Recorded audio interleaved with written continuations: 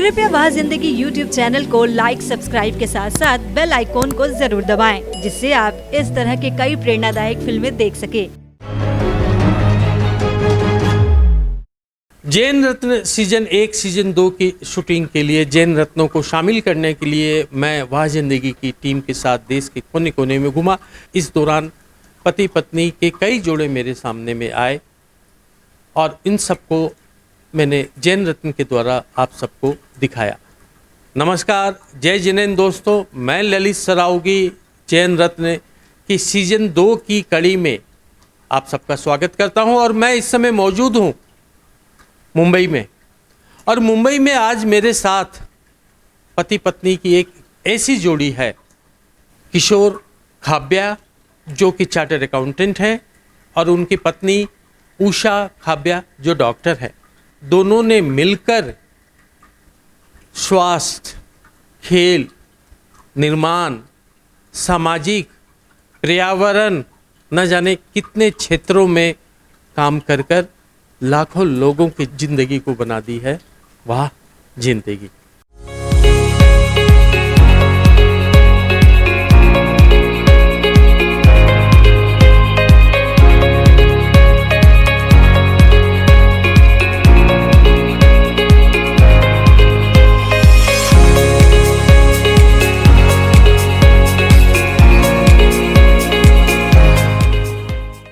किशोर जी, उषा जी, जैन रत्न season 2 में आप दोनों का स्वागत है। जय जिनेंद्र, ललित जी, हमें भी आज बहुत अच्छा लग रहा है।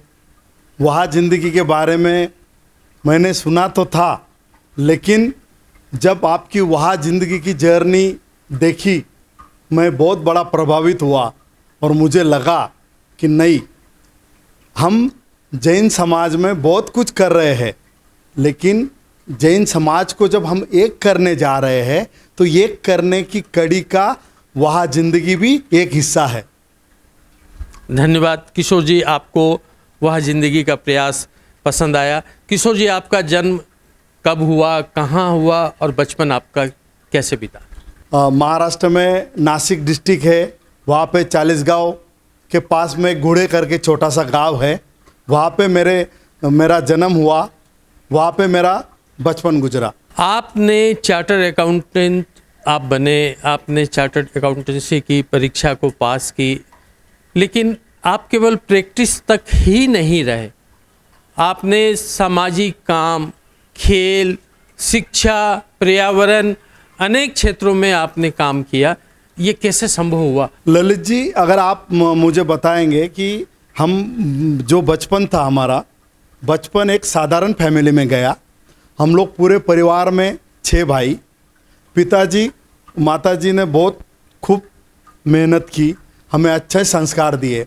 उसके बाद जैसे आपने बताया, मैं एजुकेशन के लिए बाहर आया, मैंने सीए की पढ़ाई की और अगर आप मुझे पूछेंगे तो मेरे लाइफ में एक टर्निंग पॉइंट आया जो आप मेरे साथ में बैठी है उषा।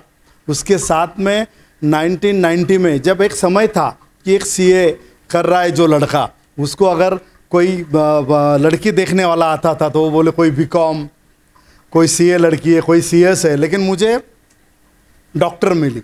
और जब डॉक्टर मिली उसके बाद हम दोनों ने मिलके कि भाई हम खुद के साथ परिवार को भी क्यों नहीं देखे और परिवार के साथ समाज को भी देखना। तो हमारी जो शुरुआत हुई तो मुझे लगता है जैसे बोलते कि well start is half done, अंग्रेजी में कहावत है।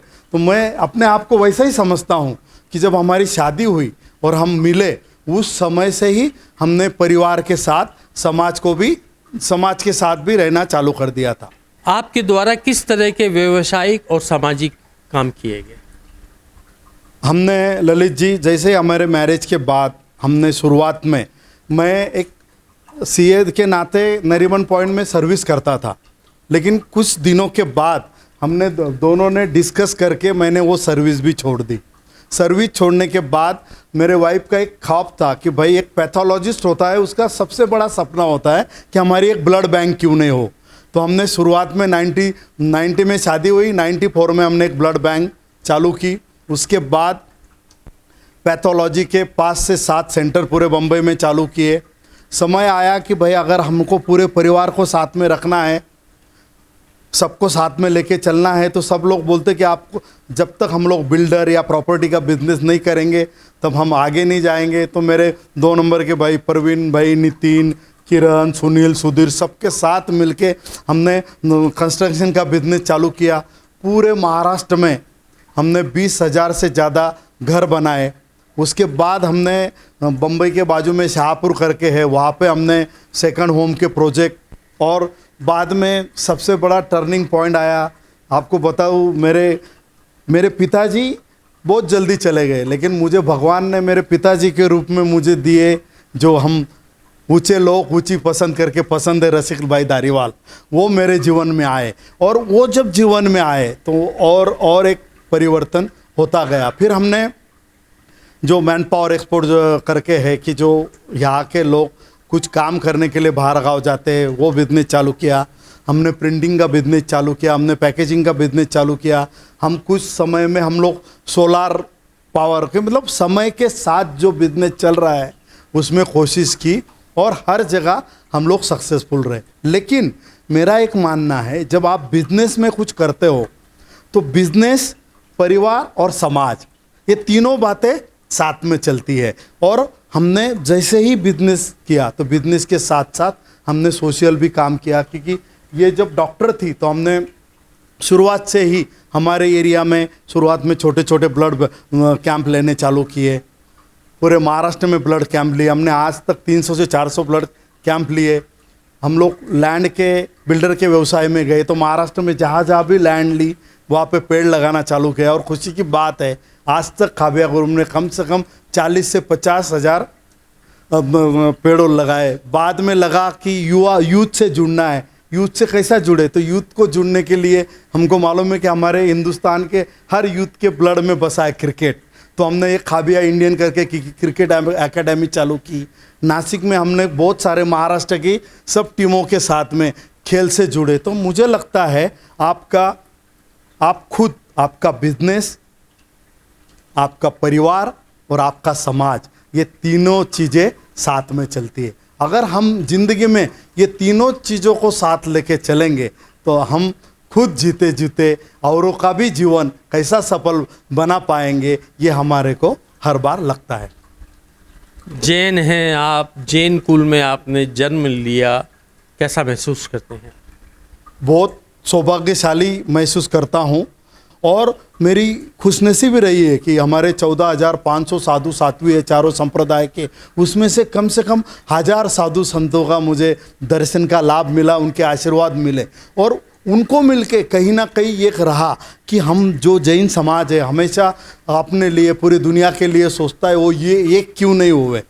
और आपने मुझे जब फ़ोन करा जैन रत्न, मुझे भी लगा कि मेरे जैसे ही ललित जी को भी लग रहा है कि हम जैन समाज को कैसा एक कर सकते।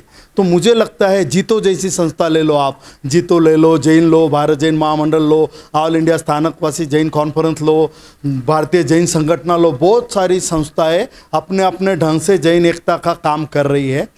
लेकिन मुझे लगता है आने वाले समय में अगर हमको जैन समाज को एक रखना है तो हम लोग, हमारे गुरुदेव हमें आशीर्वाद देते हैं, हम मंदिर बनाते, स्थानक बनाते, प्रवचन होते हैं, आशीर्वाद मिलता है। लेकिन हमें एक जैनों की एकता को और आगे लेके जाना पड़ेगा। और आपके माध्यम से मैं बोलूँगा कि जल्दी से जल्दी हमें जैन सेंसस, जैन जनगणना, भारत सरकार की जनगणना होती है लेकिन उसमें पूरा जैन समाज के जैन कवर नहीं होते हैं, क्योंकि हमारे समाज में होता है कि कुल का नाम लगाते, कोई भंडारी लगाता, कोठारी लगाता, तो सब लोग जैन नहीं लगाते। इसके लिए एक्चुअल जैन हिंदुस्तान में पूरे वर्ल्ड में कितने मालूम नहीं होता है। तो मुझे लगता है जैन एकता के लिए आने वाले समय में हमें एक काम करना होगा, जैन की सेंसस करनी होगी।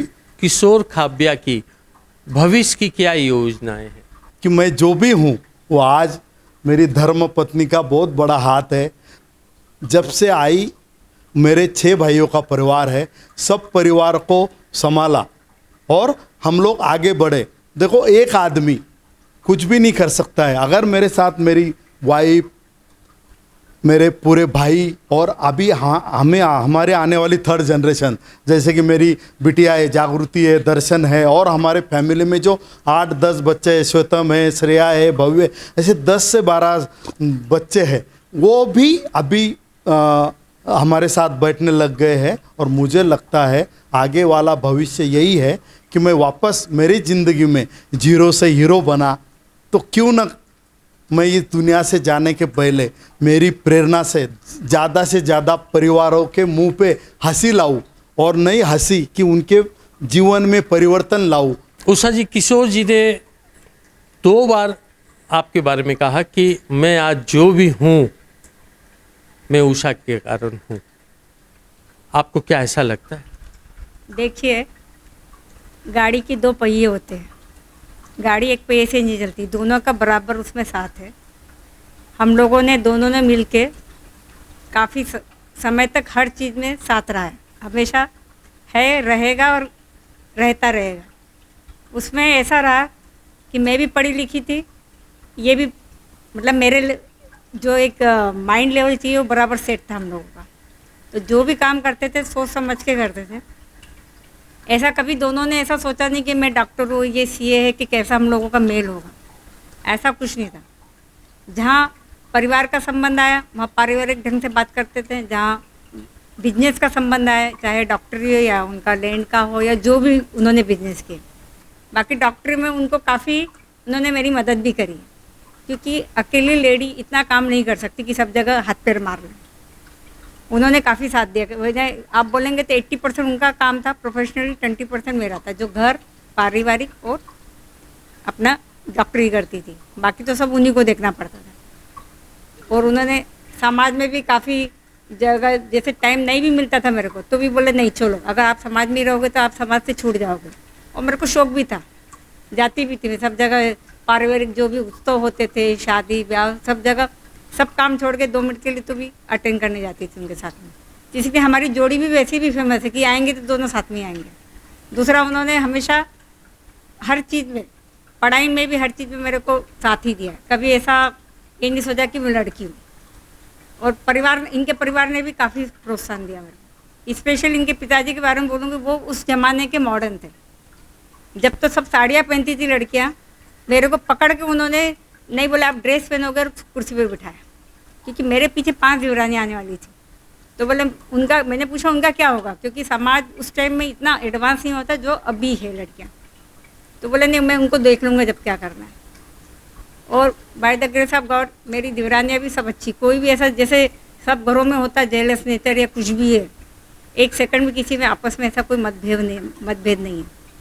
और फ्री रहती हूँ, फ्री माइंड है, सब कुछ अच्छा है, धर्म भी करती हूँ, समाज में भी काम करती हूँ, जैसा जो समय सूचकता रहती है उस हिसाब से मैं काम करती हूँ। आप किशोर जी की पत्नी हैं, इनके सबसे नज़दीक आप रहती हैं, इनकी कौन सी बात आपको प्रभावित करती है? ये एक सच्चे दिल से बात करते हैं, जो भी हम मुंह पे बोल देते हैं, तो वो एक अच्छी बात है कि इन्होंने दिल में नहीं रखा, नहीं तो बाद में फिर वापस से वो कब निकलेगा वो अपने को नहीं मालूम पड़ेगा। तो अपन उस टाइम सतर्क हो जाए, अपन उस टाइम में आपस में डिस्कस करके आगे बढ़ते रहो। तो ये एक बहुत अच्छी बात है, जो भी है। मतलब उषा जी, आप एक डॉक्टर हैं, आपने क्या क्या इस क्षेत्र में काम किया? देखिए, ऐसे पैथोलॉजिस्ट, मेरा एक ख्वाब था कि एक पैथोलॉजिस्ट का ख्वाब रहता है कि उसको ब्लड बैंक चाहिए, बाकी तो सब रहता है डायग्नोस्टिक का, क्योंकि ब्लड बैंक भी एक अपने में एक महत्व है। तो वो ब्लड बैंक का भी मेरा जो हिस्सा था वो मेरे हस्बैंड किशोर ने पूरा करा।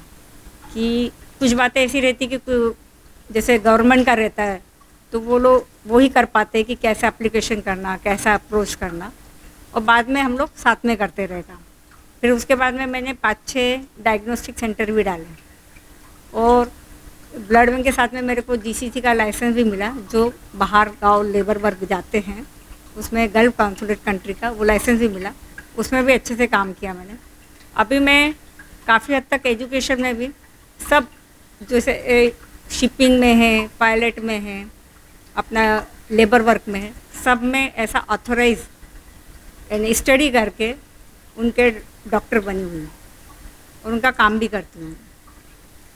इस टाइप से मैं धीरे धीरे मतलब अपने ही लेवल पे सब काम भी करती रहती हूँ। किशोर जी, जीतो की जब स्थापना 10 लोगों के प्रयास से हुई थी, उसमें एक आप भी थे। आज जीतो काफ़ी काम कर रहा है, तो ये परिकल्पना, ये कंसेप्ट आप लोग के दिमाग में कैसे आई? मैं अपने आप को खुशनसीब समझता हूँ कि मैं बचपन से, समझो आप, आज मेरा एज 57 है, तो मैं कम से कम मेरी उम्र के 22 साल से अपने जैन अलग अलग संस्थाओं में काम किया। और उससे एक ख्याल में आया कि कहीं ना कहीं एक गैप है, क्योंकि हर संप्रदायवासी हो, तेरापंथी हो, दिगंबर हो, मूर्ति पूजक हो, अपने अपने संप्रदाय की बहुत सारी संस्थाएं भी है और चारों संप्रदाय के कुछ प्लेटफॉर्म भी है, भारत जैन महामंडल, ऐसे बहुत सारे प्लेटफॉर्म भी है। लेकिन कहीं ना कहीं ये कमी थी कि हम चारों संप्रदाय एक प्लेटफॉर्म पे क्यों नहीं आवे।